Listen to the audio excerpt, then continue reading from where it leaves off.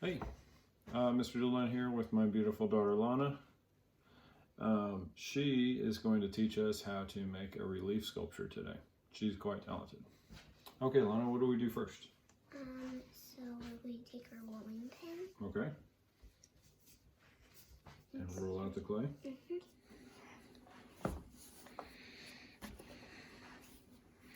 Lana, how old are you?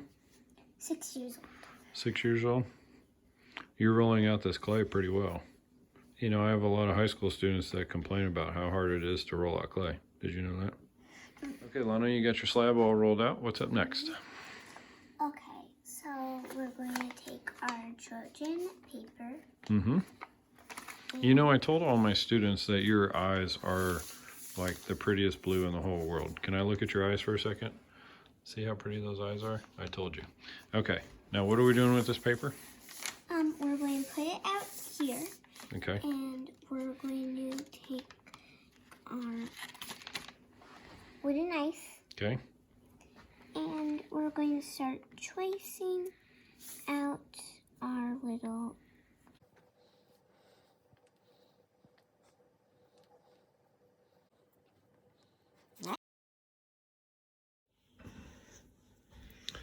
Okay, so far what you can see here is we've carved out the area for where our name's going to go. Now, most people would probably say, if this is where my name goes, then I need to carve out all the individual letters. What do we know about glaze? Glaze fuses pieces together.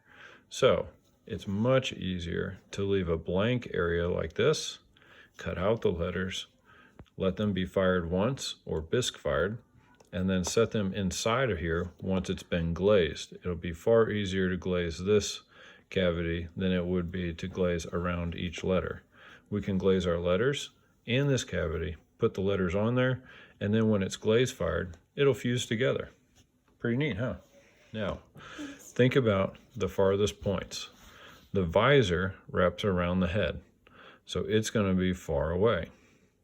So we're going to angle it down and around. You can also use your wooden knife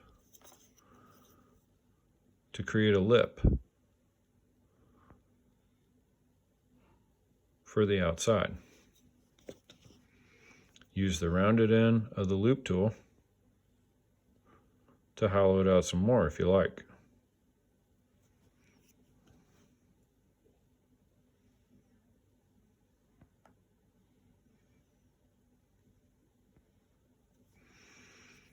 Now, the nose is the next farthest point away.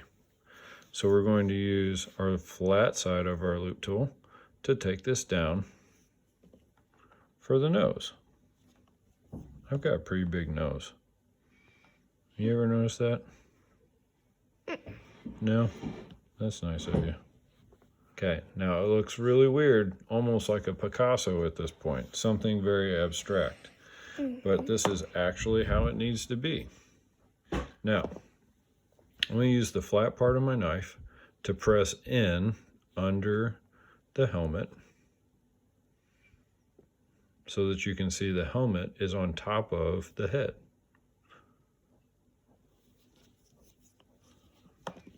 I'll then use the loop tool to work the eyebrow back into the eye socket. And you can see that by working far away and then working my way closer, the sculpture is just kind of taking form on its own. See how I round the cheeks over and bring them over to the side?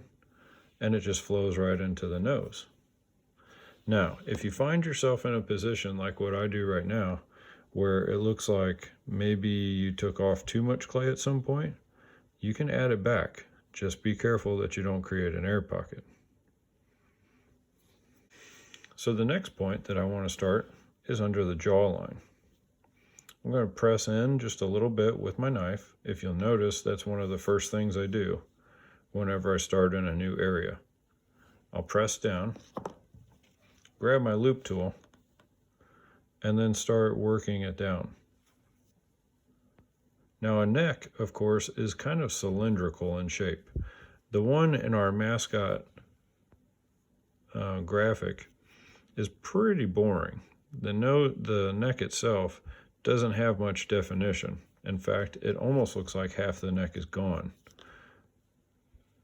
So you can definitely take some liberties in this area, as what I'm going to do, to make it more interesting. You can make it more muscular. You could have some veins. If you want to add a ponytail or something else of some nature, I always contemplate putting a beard on them. But notice that the way that I'm pulling the loop tool away is flowing with the shape of the neck.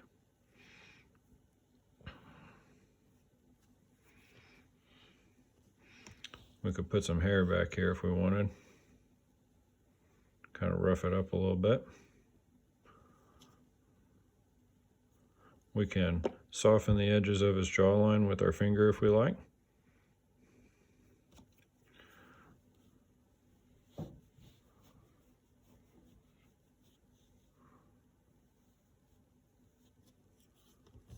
Okay, now for the ear. We've got the basic shape of our neck. We've got the basic shape of the face. We're going to do our ear next.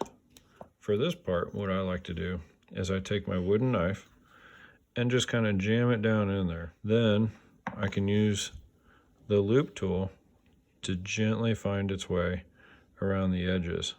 It's really difficult to do a lot of detail with these two tools at this point. You might want to switch to a needle tool. Now, we're going to work on the helmet next. The helmet, of course, is rounded in shape. This is the farthest point away. The top, of course, is just going to disappear just over the very top ridge of it. So it should be pretty far away, about the same as our nose. So once I've dug it down, you can see that because I still haven't rounded the edges of the helmet, it looks really flat compared to the rest of the head. Do you see that, Lana Bear? Mm-hmm. So what are we going to do? We want to take our loop tool and round the edges so as to make the top of this thing seem spherical. So we're going to round it over by putting the loop tool at an angle and dragging it across very gently.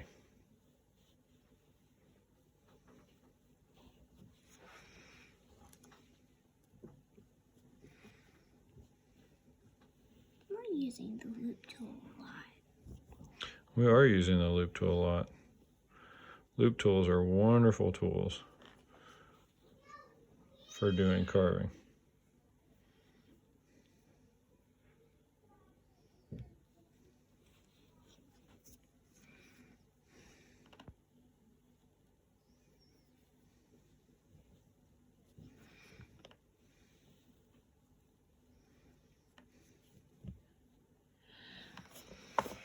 Okay, Lana. So at this point, Lana, we're going to work on the fan.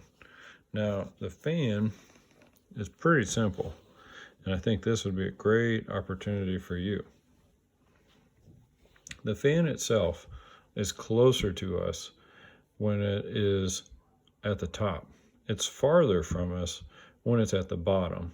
So what I have found to be the easiest way to make the fan is to take the wooden knife, and jam that point down in there like so.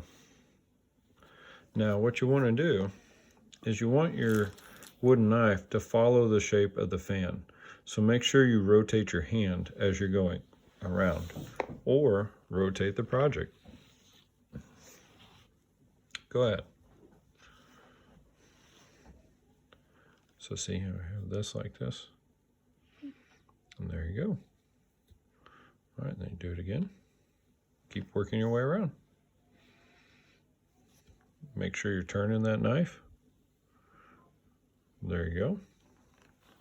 Let me help you out. I'll turn this project just a little bit for you.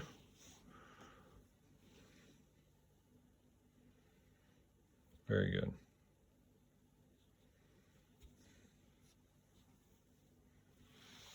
All right, let me see that. We want to make this to where it's falling really dramatically. There we go. Then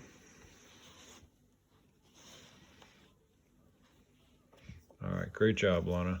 Now what we want to do is we want to use our loop tool to once again refine the shape and define it a little bit better. So we can carve that out, do that. One more piece. Yeah.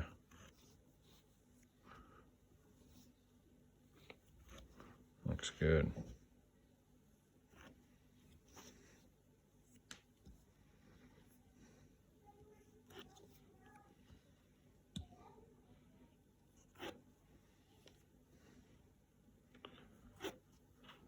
Now remember that with the ceramic project,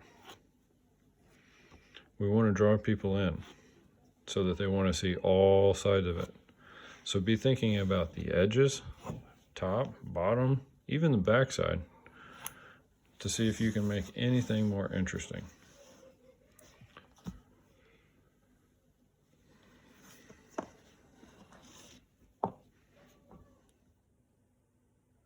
You want to wave?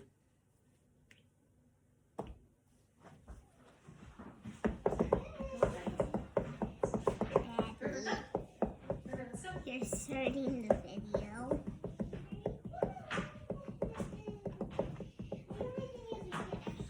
Can you play drums? Yes. Good. That was enough.